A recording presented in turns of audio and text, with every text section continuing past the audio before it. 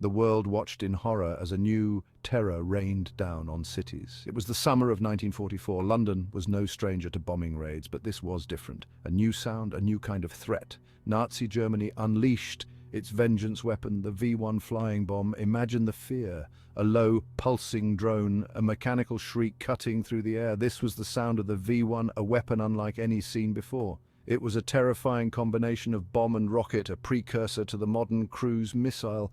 Its target, civilian populations and vital infrastructure.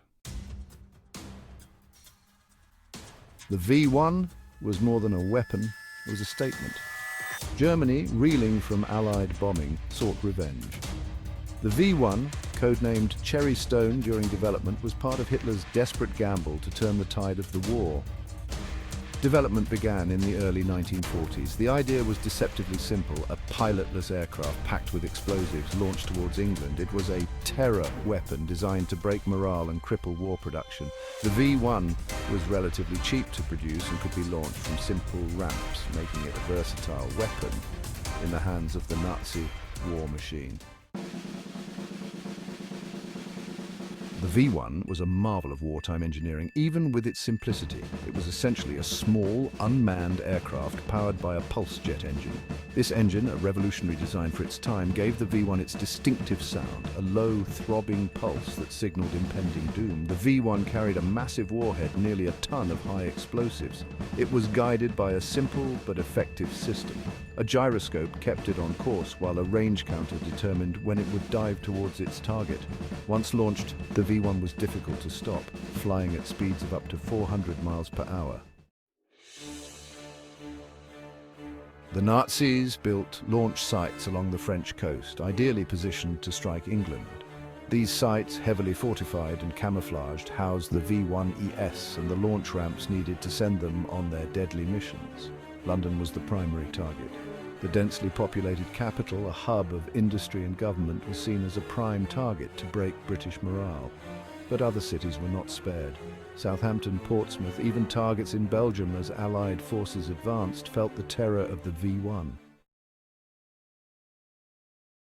Section 5. London under fire. The first V-1 attacks began in June 1944, just days after the D-Day landings. These flying bombs, also known as buzz bombs or doodlebugs, were a new and terrifying weapon in the German arsenal. For Londoners, it was a terrifying new chapter in the war. The familiar wail of air raid sirens now signaled the approach of these unmanned, explosive-laden missiles. The Blitz had been brutal, but the V-1s brought a new kind of fear. Unlike the manned bombers of the Blitz, these bombs were indiscriminate, their engines cutting out just before they plummeted to the ground. The attacks were relentless, day and night, the sky filled with the terrifying drone of the pulse jet engines. The sound was a constant reminder of the impending danger. The V-1s caused widespread damage and casualties. Entire neighborhoods could be devastated in an instant, leaving behind scenes of chaos and destruction. Buildings were reduced to rubble, homes, businesses, and landmarks were obliterated, altering the landscape of the city. Thousands of civilians were killed or injured. The human cost was staggering, with families torn apart and lives shattered. The psychological impact was profound. The constant threat of attack, the uncertainty of where the next bomb would fall, created an atmosphere of constant dread and anxiety.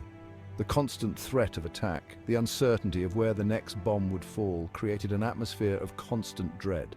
People lived in a state of perpetual fear, always on edge, always waiting for the next explosion. The resilience of the Londoners, however, shone through as they continued to endure and support each other through these harrowing times. Section 6. Northern Front. While London bore the brunt of the V-1 attacks, other parts of southern England were also targeted. Coastal cities like Portsmouth and Southampton, vital to the war effort, faced repeated attacks.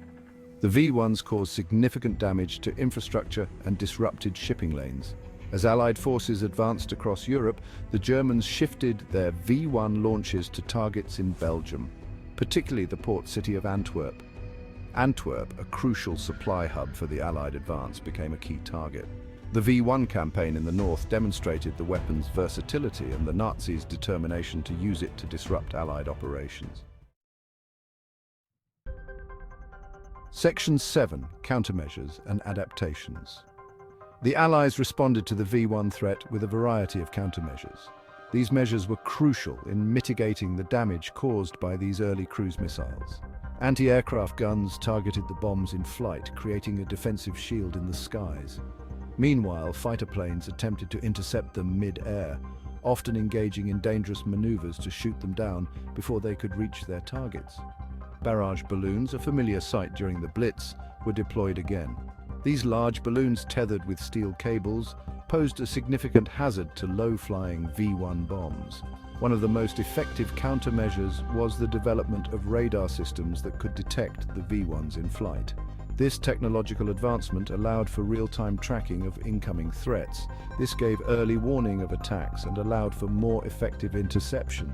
The early warning systems were a game-changer, providing precious minutes to prepare defenses. The British also employed deception tactics, using dummy cities and false intelligence to confuse German targeting. These tactics diverted many V-1 bombs away from populated areas. As the war progressed, the Allies were increasingly successful in countering the V-1 threat. Continuous improvements in technology and strategy played a key role in this success. However, despite these efforts, the V-1 flying bombs had already taken a heavy toll on British cities, causing significant destruction and loss of life. The resilience and adaptability of the Allied forces were crucial in eventually overcoming this threat. Section 8. A Legacy of Terror. The dawn of the missile age. The era of missile warfare began with a chilling innovation that would forever alter the landscape of conflict. Warfare. It was the first of its kind, an unmanned from a distance, a harbinger of the future. It was a precursor to the modern cruise missile, a weapon that would come to define future conflicts. The V-1's design and precision-guided missiles we see today. The V-1 demonstrated the terrifying potential of unmanned weapons and their ability to strike fear into civilian populations.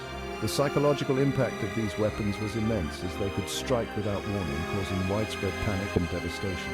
The V-1 also highlighted the importance of warfare. Engineers and scientists worked tirelessly to develop new technologies that could give their side an edge in the conflict. The development of radar, jet propulsion, in World War II would have profound implications.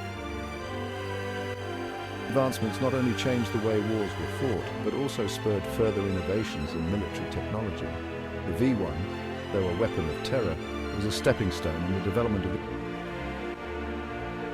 age and changing the face of warfare forever.